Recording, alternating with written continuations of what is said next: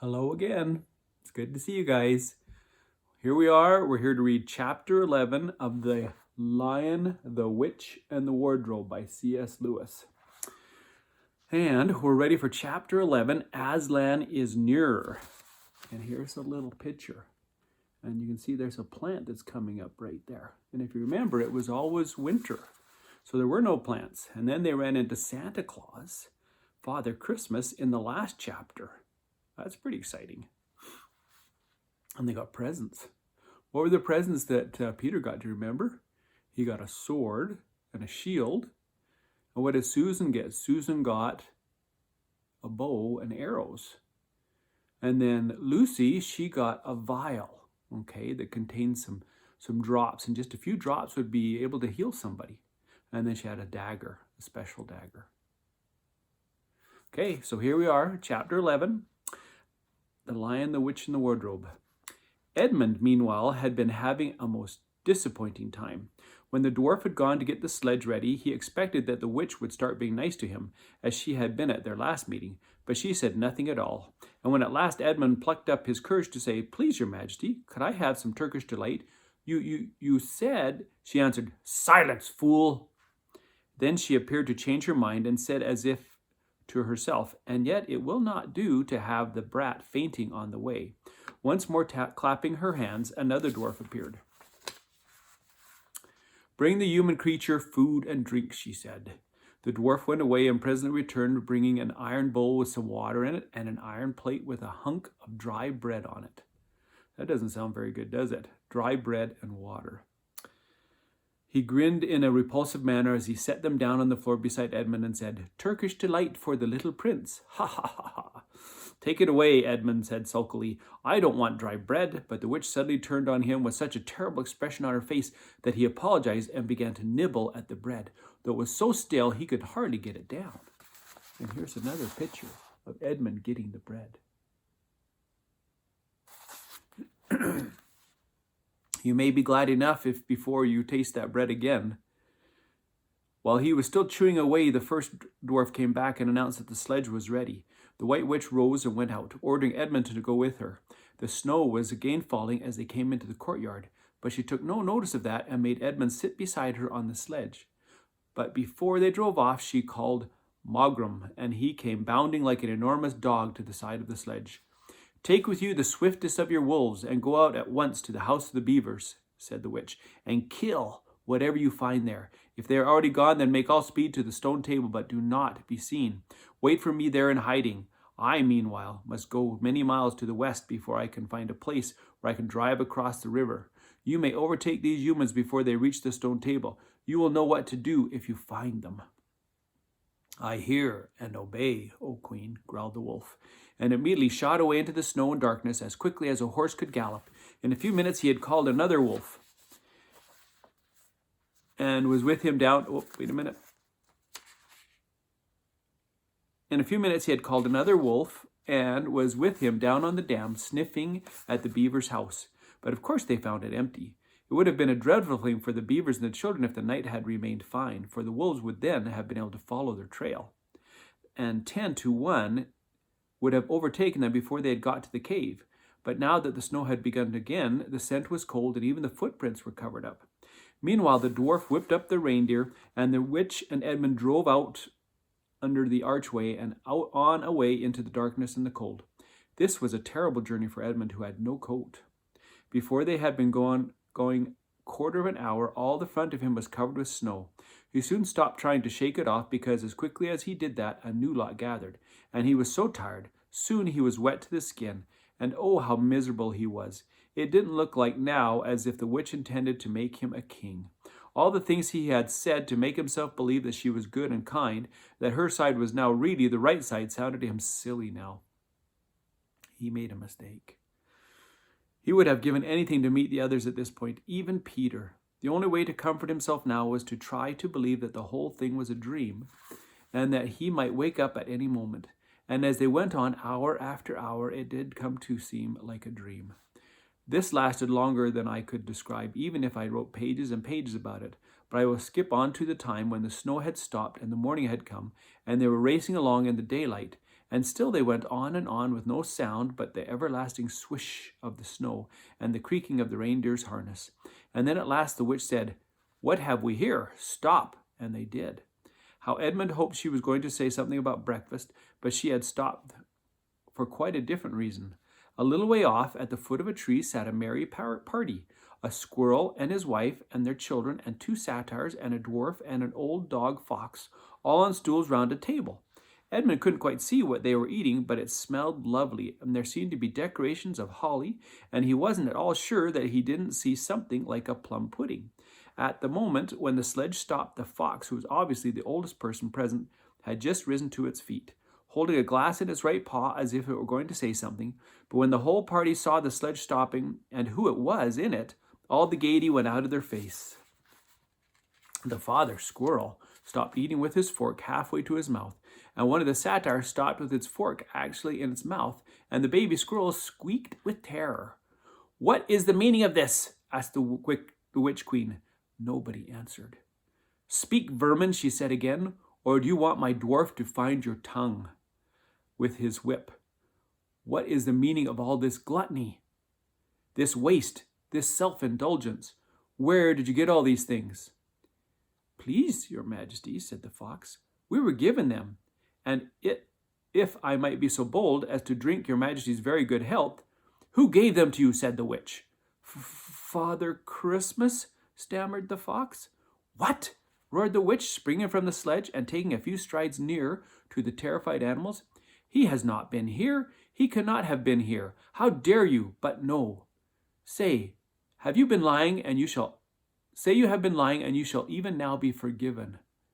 At that moment, one of the young squirrels lost its head completely. He has, it squeaked, beating its little spoon on the table. Edmund saw the witch bite her lips so that a drop of blood appeared on her white cheek. Then she raised her wand. I want to show you the picture. There they are. And look what's over on the other side. There's the witch with her wand.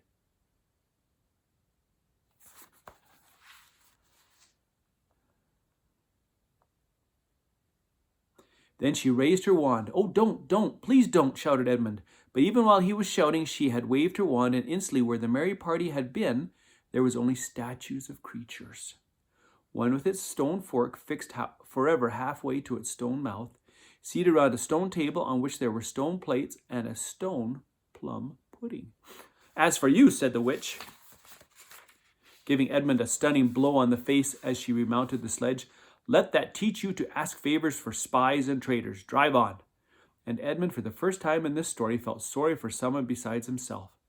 It seemed so pitiful to think of those little stone figures sitting there all the silent days and all the dark nights, year after year, till the moss grew on them and at last even their faces crumbled away.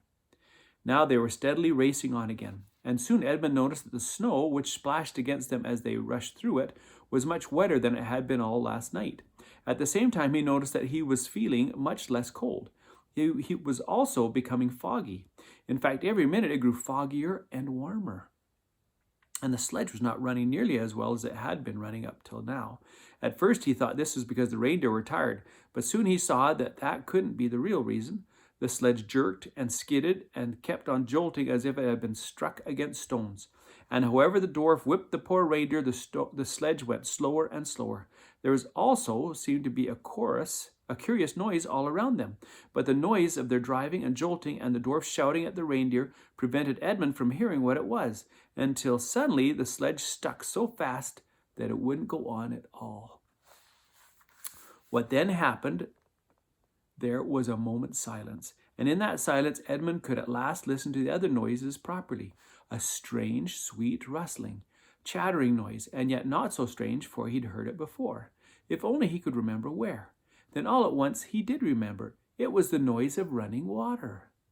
All around them, though out of sight, there were streams, chattering, murmuring, bubbling, splashing, and even, in the distance, roaring. And his heart gave a great leap, though he hardly knew why, when he realized that the frost was over, and much nearer there was a drip, drip, drip from the branches of all the trees. And then as he looked at one tree, he saw a great load of snow slide off it, and for the first time since he had entered Narnia, he saw dark green of a fir tree. But he hadn't time to listen or to watch any longer, for the witch said, "Don't sit staring, fool. Get out and help." And of course Edmund had to obey. He stepped out into the snow, but it was really only slush by now, and began helping the dwarf to get the sledge out of the muddy hole it had gotten into. They got it out in the end, and by being very cruel to the reindeer, the dwarf managed to get it on the move again, and they drove it a little further. And now the snow was really melting in earnest, and patches of green grass were beginning to appear in every direction. Unless you have looked at a world of snow as long as Edmund had been looking at it, you will hardly be able to imagine what a relief those green patches were after the endless white. Then the sledge stopped again. "It's no good, your majesty," said the dwarf. "We can't sledge in this thaw." "Then we must walk," said the witch. "We shall never overtake them walking," growled the dwarf. "Not with the start they've got." "Are you my counselor or my slave?" said the witch. "Do as you're told. Tie the hands of the human creature behind it, and keep hold of the end of the rope, and take your whip, and cut the harness of the reindeer. They'll find their own home." See, and here's the picture again.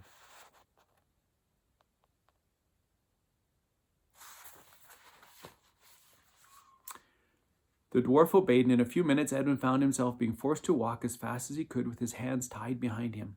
He kept on slipping in the slush and mud and wet grass, and every time he slipped the dwarf gave him a curse and sometimes a flick with the whip. The witch walked behind the dwarf and kept on saying, "Faster, faster." Every moment the patches of green grew bigger and the patches of snow grew smaller. Every moment more and more of the trees shook off their robes of snow.